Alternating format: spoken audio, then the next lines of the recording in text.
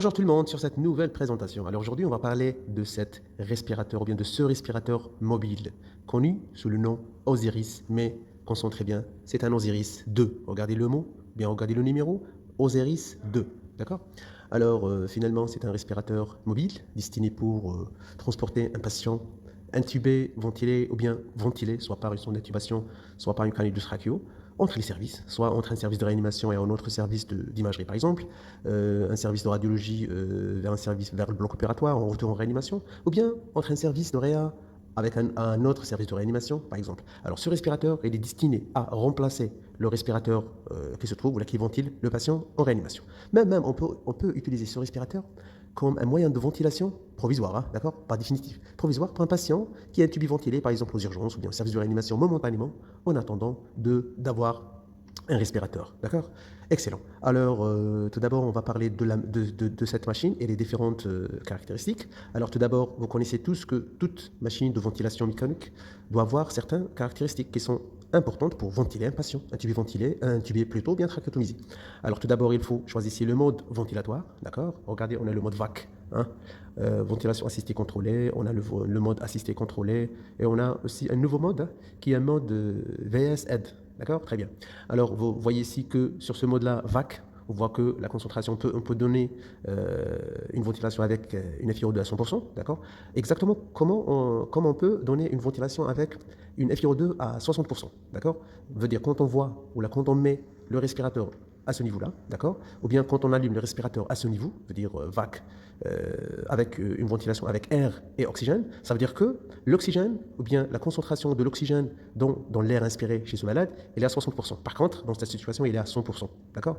Exactement. Dans le mode VS-Aid, on peut aussi ventiler le malade avec une FiO2 à 60% et le reste se fait air. D'accord? Très bien. Bien sûr, on ne doit pas en général dépasser une pression maximale à 30 cm d'eau, d'accord? Dans certaines situations, on peut aller jusqu'aux 40, et dans vraiment des situations vraiment particulières, on peut aller jusqu'aux 45 cm d'eau, très bien. Alors voilà le bouton qui règle le volume courant, d'accord, ou bien l'aide quand on choisit le mode VS-Aid. Alors le bouton qui règle la PEP, la pression expiratoire positive, d'accord, c'est entre 0 jusqu'au 4,8. Et regardez ce bouton-là, quand vous voulez augmenter PEP plus de 10, bon, ce bouton-là, il touche une PEP à 10. Alors si vous voulez, par exemple, dépasser le 10, hein, ce bouton-là, par sécurité, il va vous bloquer. Regardez, je ne peux pas. Hein, je ne peux pas dépasser le 10, sauf si j'ai une indication formelle à donner une PEP plus de 10, je dois appuyer sur ce bouton-là pour pouvoir dépasser le PEP à 10. C'est par sécurité, hein, parce que des fois, par erreur, le bouton, quand on allume le respirateur dès le début avec une PEP plus de 12, et c'est vraiment traumatique ou bien barotraumatique à la limite pour le patient. D'accord? Sur ce bouton-là, on voit la fréquence du patient. D'accord? Alors, on peut le régler entre 6, par exemple, jusqu'aux 45 minutes. D'accord? Très bien. Alors, voilà les paramètres de base. Chez un malade intubé ventilé mode VAC, par exemple, on doit régler le patient avec un volume courant, avec une fréquence, d'accord, avec une PEP. Et bien sûr, ne dépasse pas une pression maximale de 30, hein, dans la majorité des cas, et 40 et 45 dans certaines situations. D'accord? Très bien. Alors, le respirateur mobile, il faut recopier les paramètres du respirateur qui ventile le patient directement sur ce respirateur pour pouvoir transporter le malade dans les bonnes conditions. Alors, l'objectif de la ventilation à l'aide de ce respirateur mobile, c'est de respecter les mêmes paramètres de ventilation dans le service mère, soit réanimation, soit urgence. D'accord? L'objectif de ce respirateur, c'est d'assurer une ventilation au cours du transport. D'accord? Très bien. Alors, on voit que ce respirateur, il a une source d'oxygène. Alors, regardez ce tuyau d'oxygène, d'accord? On peut relier ce tuyau d'oxygène avec une bouteille d'oxygène d'idée à cette fonction, d'accord? Alors, à condition que l'extrémité du barboteur ou bien du manomètre doit avoir ce type-là, doit avoir cette forme-là, d'accord? Qui est adaptée, d'accord? Qui doit être adaptée à l'extrémité du respirateur. Regardez, comme ça, d'accord?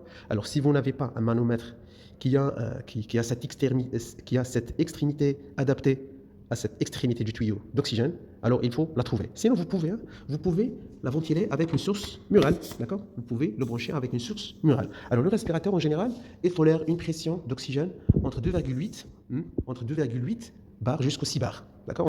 Alors, on voit aussi le tuyau de la ventilation. Regardez le tuyau de la ventilation. Alors, voilà l'extrémité. On a deux extrémités. La première extrémité qui est branchée dans cette valve, qui s'appelle la valve expiratoire, d'accord? Regardez bien, ça s'appelle la valve.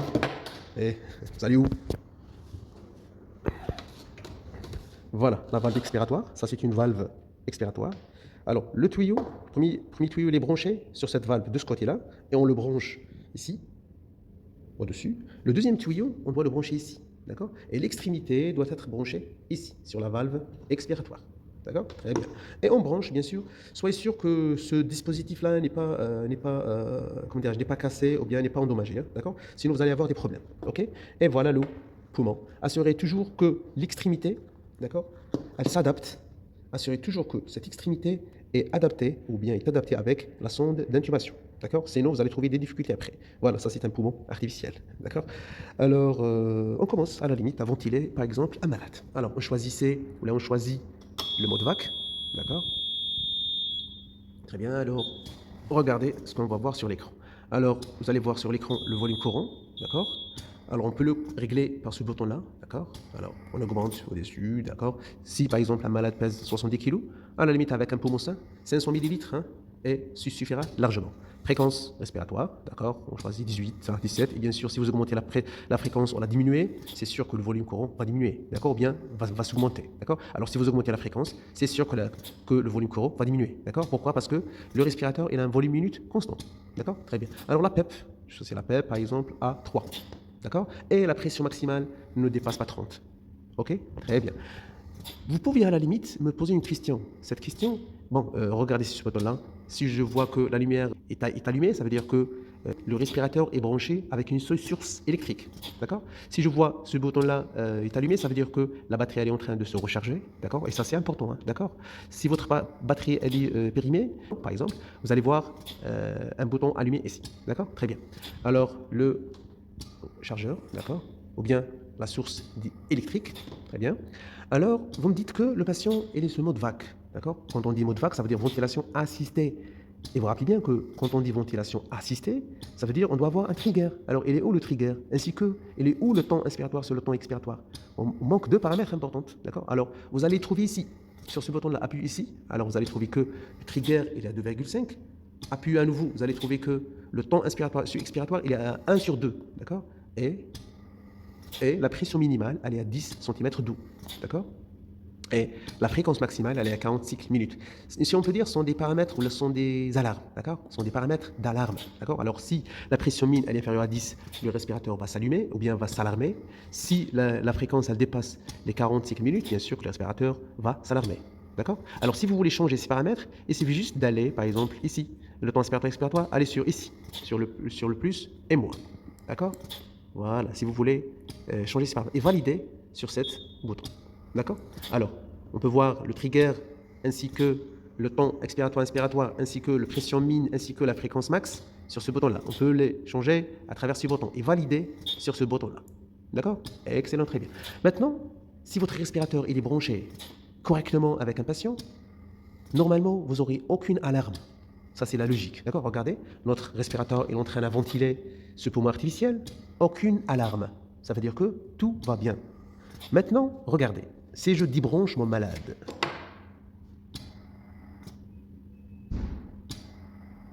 voilà. Vous voyez? Bien sûr, on va arrêter cette alarme, hein, sinon elle va nous casser la tête. Alors, si votre malade il est débranché, regardez, alarme, pression, elle est inférieure à la pression mine. Qu'est-ce que ça veut dire? Ça veut dire que votre malade il est débranché. Ça veut dire que le respirateur, il ne ventile pas un patient, d'accord?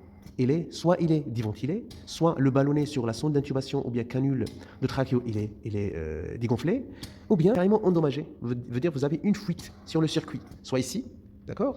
Soit ce côté-là, il est endommagé, d'accord? Soit vous avez une fuite sur la sonde d'intubation, sur le ballonnet, sur ce tuyau-là, d'accord? Ça veut dire que le respirateur, il n'arrive pas à ventiler correctement le malade, d'accord? C'est pour cette raison, l'alarme, c'est une pression mine, la pression elle est inférieure à la pression minimale, d'accord? Alors toujours, si vous avez cette alarme, pression inférieure ou la pression interne inférieure à la pression minimale, il faut voir est-ce qu'on a une fuite, d'accord? Est-ce que la valve expiratoire elle est endommagée? Est-ce que le malade il est déventilé? Est-ce que le tuyau il est perforé? D'accord? Est-ce que cette partie, ce tuyau-là aussi, il est perforé ou non? D'accord? Excellent. Maintenant, si j'ai le contraire, regardez. Si je mets une obstruction ici, regardez. L'alarme, c'est pression max, elle est élevée. D'accord? Qu'est-ce que ça veut dire? Ça veut dire que le malade, il est bouchonné. Par exemple, j'ai une obstruction à la ventilation. Et cette obstruction, regardez, elle n'est pas continue. Veut dire c'est une... Jusque-là. Maintenant, elle est continue. D'accord? Vous voyez au début, elle donne 3 alarmes. D'accord? Si ça ne marche pas, il va vous signaler qu'il y a un problème. Qu'est-ce que ça veut dire? Ça veut dire que... Ça veut dire quoi? Ça veut dire qu'il y a une obstruction, ou bien un obstacle sur la voie de ventilation. Soit on a un bouchon sur la sonde d'intubation, soit le tuyau ici, ou bien la sonde d'intubation, il est coudé, d'accord? Soit le patient, il est éveillé, d'accord? Et il est en train de lutter contre la ventilation. Maintenant, j'ai oublié une chose, c'est quand on a une pression mine inférieure à la pression mine, dans cette situation-là, regardez. Voilà, quand j'aurai cette situation.